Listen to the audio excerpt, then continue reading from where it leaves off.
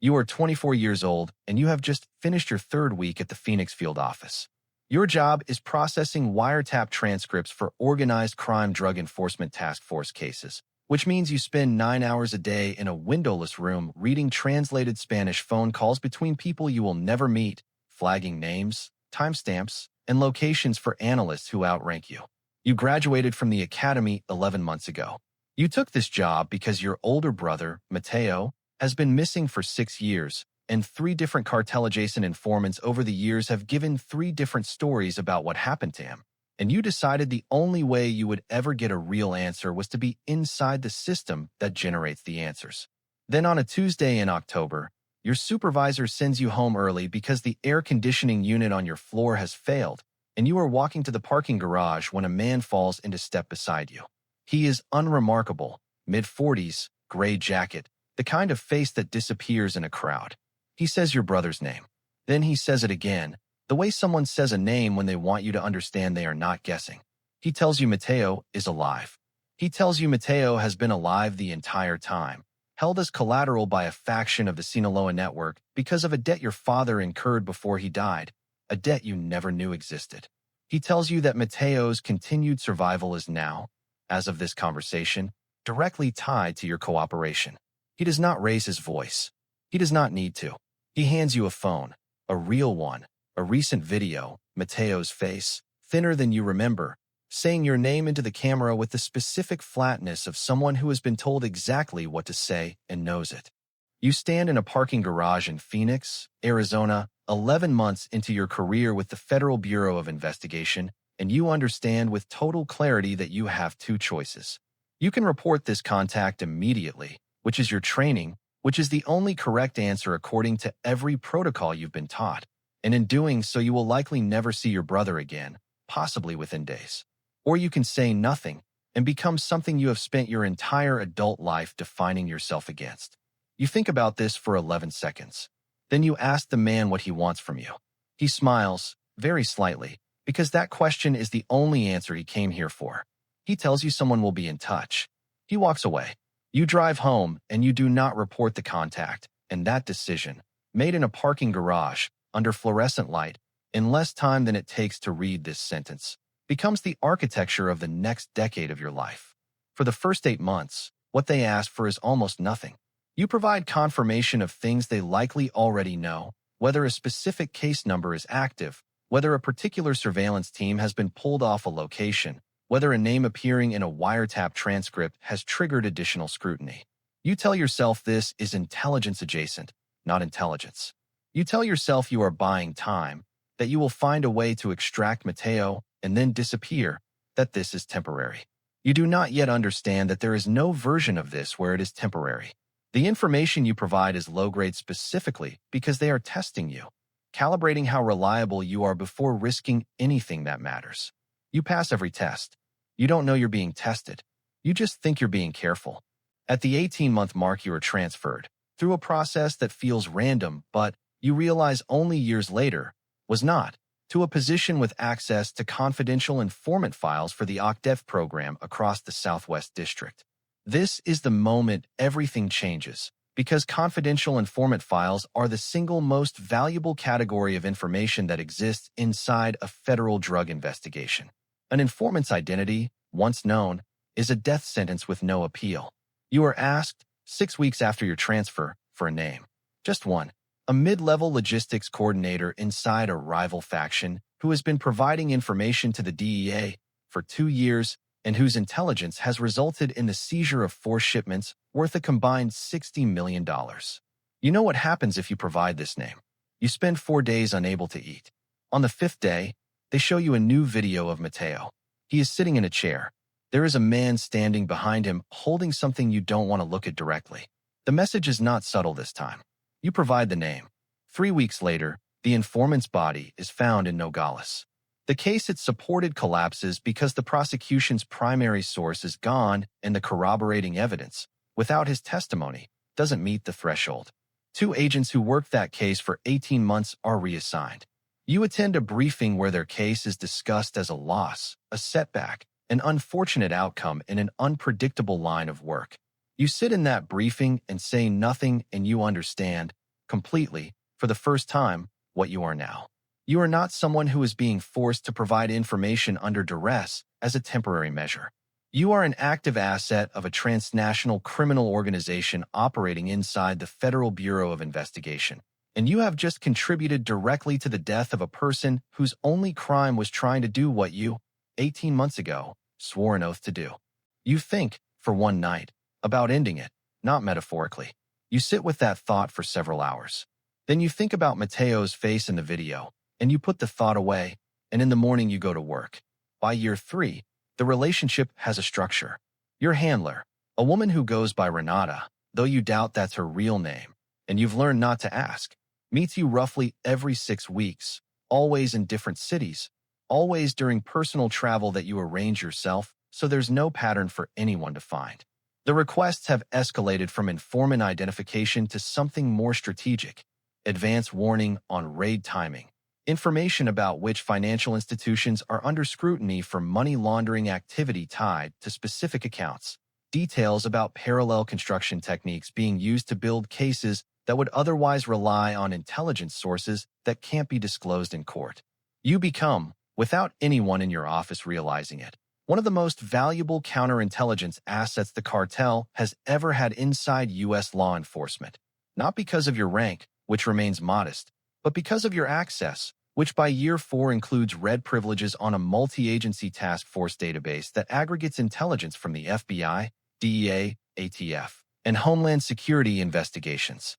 The moral calculus you've built to survive this operates on a kind of trade-off. You tell yourself there's a difference between information that gets someone killed and information that just helps a shipment get through. You try to only provide the second kind, but you've stopped being able to fully control what they ask for, and you've started to notice that Renata occasionally asks you things that seem to test whether you're trying to manage what you give them. Requests for information you've already indicated isn't relevant to operations, just to see if you'll still provide it. You always do. The leverage never goes away. Every 18 months or so, they show you a new video of Mateo, slightly older each time, always alive, always exactly healthy enough to remind you what you're protecting and exactly unwell enough to remind you what you're risking. At year 5, something happens that you didn't anticipate. You get promoted. Your performance reviews have been consistently strong, partly because you're genuinely good at the analytical parts of the job, and partly, you now understand with bitter clarity, because some of your instincts about which leads to prioritize have been quietly informed by knowledge you shouldn't have. You're moved into a supervisory analyst role on a joint task force specifically targeting the financial infrastructure of the organization you've been feeding information to for 5 years. This should terrify you. Instead, you realize it's the most valuable position you could possibly occupy, not just for them, but you start to think for the first time, possibly for you. Because now you're not just observing the investigation, you're helping direct it. And an investigation that you direct can be directed somewhere specific. It can be directed away from the things that matter most, toward things that look productive but cost the organization very little. You begin, carefully, deliberately, to do something you've never done before.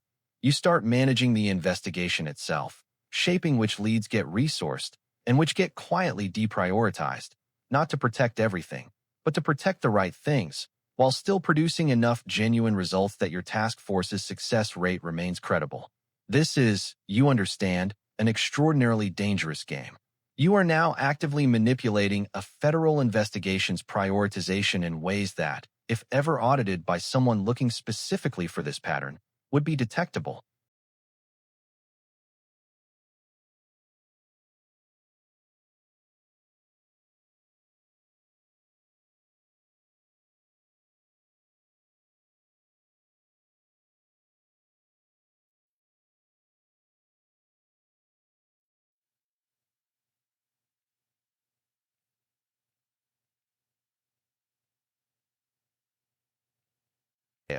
The recommendation is sound on its merits. The intelligence supporting it is real. The target is legitimate. The case that results from it is one of the most significant the task force produces that year, resulting in seizures worth over $90 million and the indictment of 11 individuals. You are commended. You receive a formal letter of recognition from the special agent in charge. And you have, in the same act, used federal law enforcement resources as a weapon in an internal cartel power struggle on behalf of an organization holding your brother hostage, while being publicly celebrated for protecting the country from exactly that organization's rivals. By year 8, you are 32, and the scale of what you're managing has become difficult to hold in your head all at once. You have, over 8 years, directly contributed to the deaths of at least 4 confirmed informants. You have redirected federal investigative resources on at least 9 occasions in ways that materially benefited one cartel faction over its rivals. You have provided advance warning that allowed shipments worth an estimated total of over $200 million to avoid interdiction. You have done this while being promoted twice, commended 3 times, and regarded by your colleagues, people you have lunch with, people whose children's names you know, people who would, if any of this surfaced, be professionally and personally devastated by their association with you, as one of the most reliable people in the building.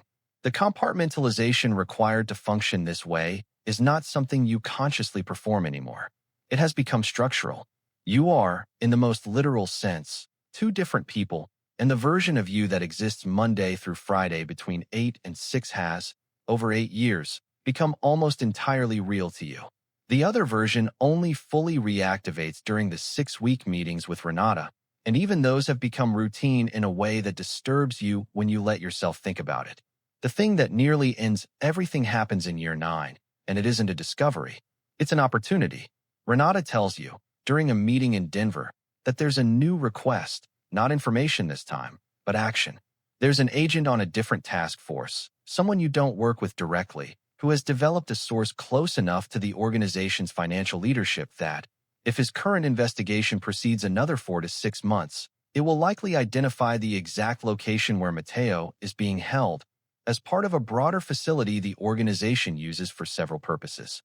They want you to find a way to disrupt that investigation, not redirect it, disrupt it, meaning compromise the agent's source, meaning the source likely dies, meaning the agent's career is probably ended by the failure, meaning, and this is the part that breaks something in you that is held for 9 years, meaning the same act that protects your secret and protects Mateo's location from being exposed prematurely also potentially gets your brother killed in the process. Because a facility raid that goes wrong, conducted by people who don't know what they're walking into, can go wrong in directions nobody controls. You spend 3 days in a state you can only describe afterward as a kind of suspended animation. You cannot tell Renata no, you've never told her no, and you don't believe refusal is survivable at this point. Not for you, and not for Mateo. But you also cannot simply comply, because compliance here doesn't protect Mateo, it just protects the secret of where he is, which is not the same thing, and you finally, after 9 years, allow yourself to fully consider the possibility that the organization holding your brother has never actually had a plan to release him, that the leverage was never meant to end, that Mateo's continued existence is valuable to them precisely because it's permanent, a renewable resource, and that every year you've told yourself you were one step closer to getting him out has been a story you needed to believe in order to keep functioning. You do something you have never done in 9 years. You act without instruction. You don't disrupt the agent's investigation the way they asked. Instead, you do something more surgical. You ensure the investigation proceeds, but slower, and you make sure that when it does eventually identify the facility, the plan that gets built around that intelligence is one you have quietly helped shape from your position on the task force, in advance, in ways that look like ordinary procedural caution. You buy time. You don't know, as this story continues, whether you've bought enough, whether the raid, when it eventually comes, will be one you've actually managed to make survivable for Mateo, or whether you've simply delayed an inevitable collision between the 2 halves of your life by a few months, and whether Renata, when she realizes the request wasn't fulfilled the way it was given, will conclude that 9 years of reliability has finally come to an end,